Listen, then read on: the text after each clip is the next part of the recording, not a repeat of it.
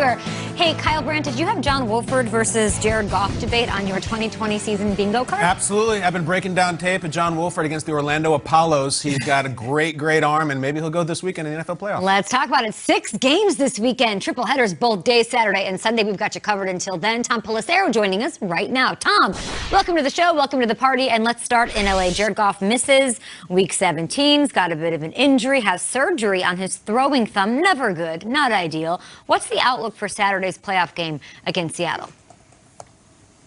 Okay, the Rams have not ruled out Jared Goff for Saturday's game against the Seahawks, but as our Ian Rappaport reported yesterday, it is going to be challenging for Goff to go. You got to remember, he only underwent surgery to stabilize that broken thumb on his throwing hand 8 days ago. Plus, it's potentially going to be a cold, rainy type of an environment that makes it that much more challenging to grip the ball. Sean McVay was non-committal about Goff's chances of playing after Sunday's game, but we'll get a better idea on that as the Rams get back on the practice field today. If not, well, it would be John Wolford getting another start through that early interception last week, but rebounded. It would be another start. We lost our guy, Tom Pelissero. Great information, though. We'll have the discussion, wrap it up for you, Tom. We appreciate it.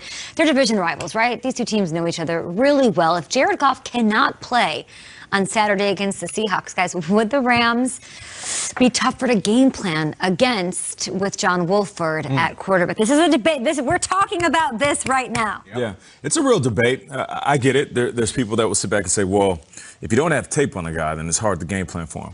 There's enough tape out there. He has tape from the AAF. He has tape from college. He has tape from last week. He has tape from the preseason. There's enough tape out there.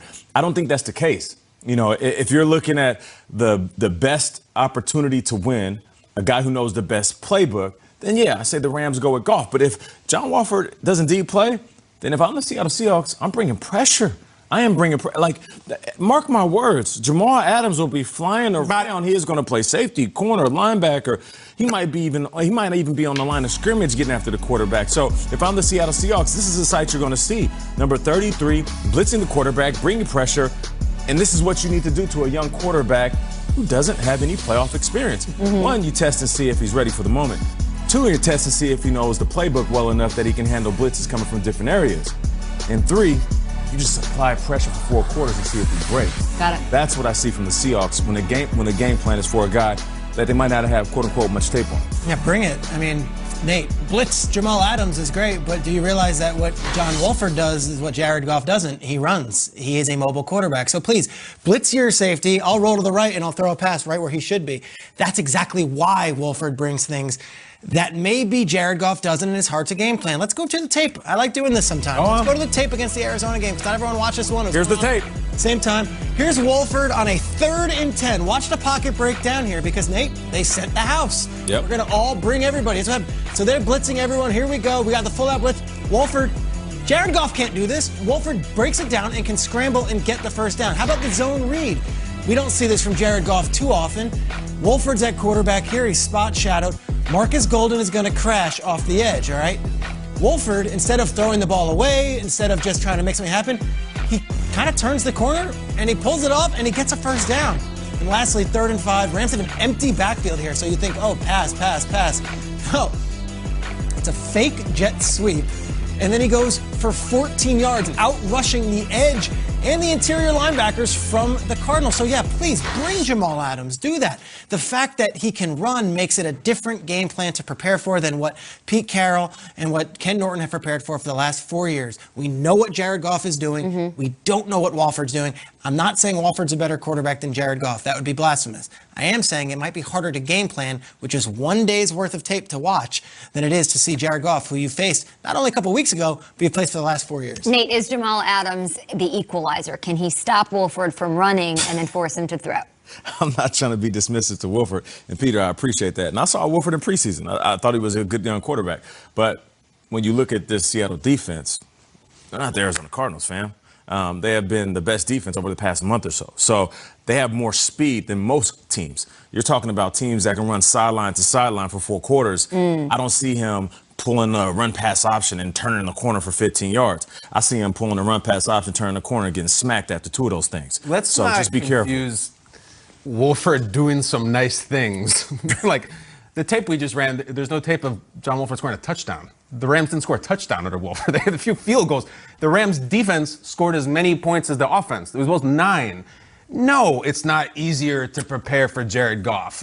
Peter, I love you, and it's not easy to take that take. I do. Yeah. You got a lot of spirit. A lot of spirit. Breaking down tape here. I know you are. That's why I admire it. Bizarro Jared world Goff, all around. just this year alone, he's beaten Seattle, he's beaten Washington, he's beaten Chicago, he's beaten the Bucs. These are all playoff teams. Put up huge numbers against Buffalo.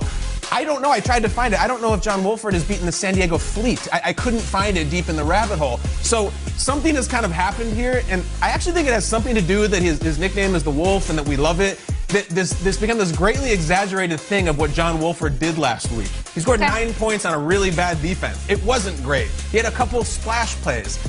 Jared Goff has won the NFC title game. You can't, absolutely not. He's a far better, far more experienced quarterback than Wolford. I understand Wolford can run a little bit. He ain't exactly Lamar Jackson either, all right? He presents some things that are interesting, but you have to go with 16, and it's a much more difficult to prepare for the better player who's obviously Jared Goff, but I love you. Wolford went out there, and I'm not trying to... Here we go! The legend of Wolford! Bleep down, Peter. Go ahead, Tricks. He didn't have Cooper Kupp. Yeah.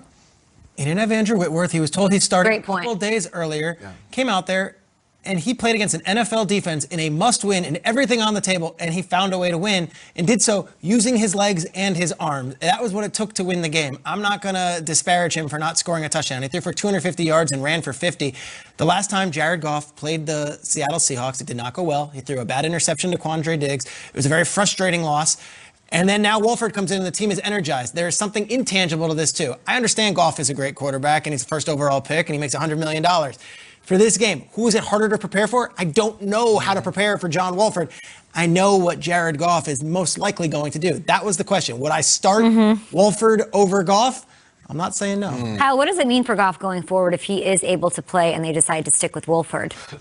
It's a good question. We got into this a little bit yesterday. If Jared Goff gets a clean bill of health and does not start this game, that's nuclear. Like, your coach is benching you for performance. In a playoff game, you need to leave the team. Like, they have no belief in you. They have no confidence in you. And as far as the energy you're talking about, I think I misspoke yesterday because I compared this to Jalen Hurts coming in for Philadelphia and energizing the team. Let's not confuse what Jared Goff is doing with what Carson Wentz was doing. Carson Wentz looked like the worst quarterback in the league. He was circling the looked terrible. You had to make a change.